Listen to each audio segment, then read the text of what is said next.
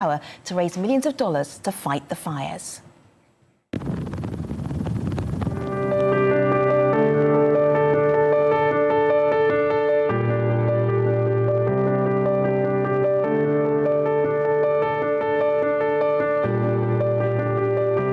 Hey there guys, as you're well aware, the bushfires in Australia have caused massive devastation. They continue to burn. Joining us from Sydney to discuss the impact of the fires, Al Jazeera correspondent Jessica Washington. Jessica, good to have you. You've been documenting so much of what you've been reporting on online, and the stories are really coming to life through your reporting on social. Let me just look at your Twitter feed here. Dave spent 10 years collecting parts for his 1965 vintage combi van. He was defending homes on the south coast when it caught fire. The car was clearly so special to him, he said he couldn't even look at it. Dave, the van. I mean, that just tells you one individual story. How are you managing to capture what it is like with the Australian bushfires right now, Jessica? How are you doing that?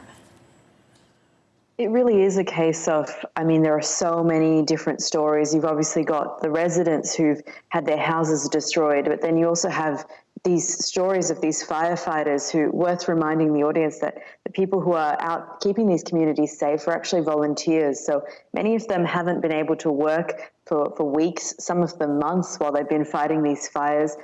They've had some sort of income coming in, but of course it's a big personal sacrifice. You hear the stories like Dave, who, you know, people are losing their own properties out trying to defend the rest of the community.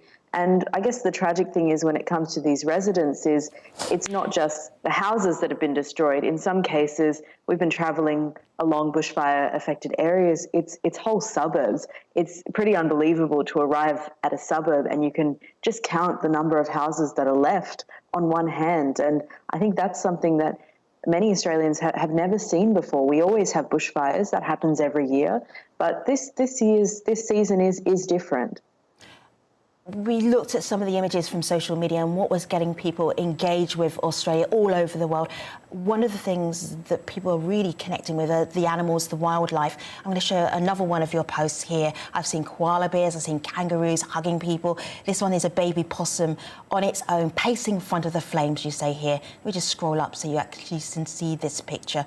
So people are being asked to evacuate, get out of the way. What's happening to the animals, Jessica? Is there room for them to be safe too? So there are rescue services that basically go to these bushfire affected areas, trying to get as many of those animals to safety as possible. But the reality is that, you know, these fires are burning through their habitat. We've obviously seen that the koala images have been sort of circulating on social media, people rescuing these koalas, giving them water and that kind of thing. But, you know, it's other animals too. It's plants, and worth remembering that Australia has so many endemic species that if these species did go extinct, they don't live anywhere else. That would be sort of the end for them if they can't survive in Australia. The estimate from scientists was initially 500 million. Now they're saying that it's more likely sort of the 1 billion mark in terms of animals which have died during this crisis. Let me share this thought from you from Graciela, who's on Twitter. Graciela says, stop manipulating the forests, the lands, and there will be no fires. Governments and producers will tell you that it is due to climate change, when actually it's the other way around. Climate change is a consequence of the abuse of the agricultural activities, among others. So that is basically saying that this is climate change. This is climate change in action, and this is why we're seeing so many bushfires, but it's because we didn't look after the land. What are you seeing? What are you hearing, Jessica? Well, what we do know from the science is that Australia is in the grips of basically a relentless drought that has gone on for a very long period. And that's sort of basically across the country. So New South Wales, Victoria, South Australia, pretty much widespread. And those drought conditions created the circumstances for this bushfire season to basically spiral. We know now that the bushfires have burned through an area that's actually larger than the size of South Korea. So that's to sort of put it in context how huge these fires have been. And scientists say that that drought is very much linked to climate change. So the issue of climate change, the debate around that issue is really sort of heating up here. And it's something that politicians are now saying that it's something that they do need to look at. There is talk from the Prime Minister that there will be an inquiry once this crisis is over into how much climate change did sort of influence this crisis. But of course, we heard from the scientists before these fires began. We actually know that the fire chiefs around the country had contacted the Prime Minister. They tried to set up a meeting telling him that they anticipated just how bad this fire season would be, and that meeting never happened. So there is a lot of criticism on the Prime Minister, and even though now he is talking about exploring the link between climate change and these fires, there's no indication that the government is going to change its policies, going to try to become less reliant on fossil fuels. Australia as an economy is incredibly reliant on coal. So there are some big questions that will come once this fire crisis is over, and I guess once the immediate tragedy is over as well. Let's talk a little bit more about your Prime Minister, Australia's Prime Minister, I should say. Headline here, Australian Prime Minister calls for more tourists despite raging bushfires. His judgment has been called into question more than once. This is Scott Morrison, by the way, about how engaged he was with the crisis. How is his popularity right now? What do Australians think of him?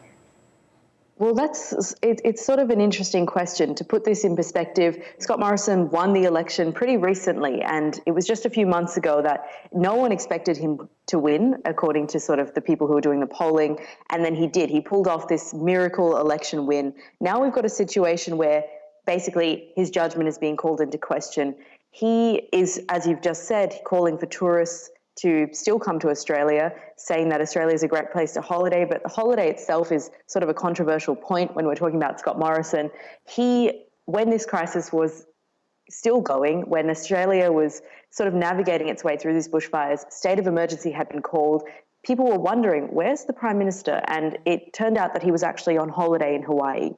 Since returning from his holiday, he's sort of struggled to regain some of that momentum. Everything he does is sort of under this intense scrutiny. And, he's been touring these bushfire-affected regions, speaking with firefighters, speaking with residents who've lost their homes. And there've just been a number of gaffes, basically. And he's been going to these regions and receiving a bit of a frosty welcome. Some residents actually swearing at the Prime Minister, telling him, you're not welcome here. So this popularity is definitely a question. And many people are sort of calling into question the Prime Minister's popularity. Al Jazeera's Jessica Washington, thank you very much for getting us up to date with what's happening in Australia with the bushfires. Thank you for watching. I will see you next time at aljazeera.com. See you soon.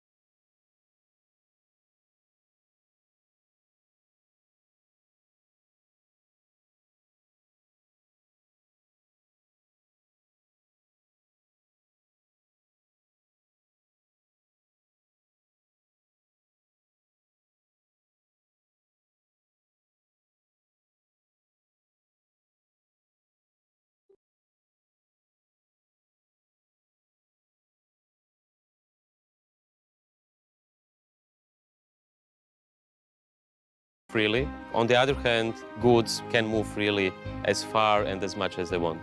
It's a new multinational colonialism. This is the annulment of the democratic process. These companies, they just want the money. Europe's Forbidden Colony, Episode 1 on Al Jazeera.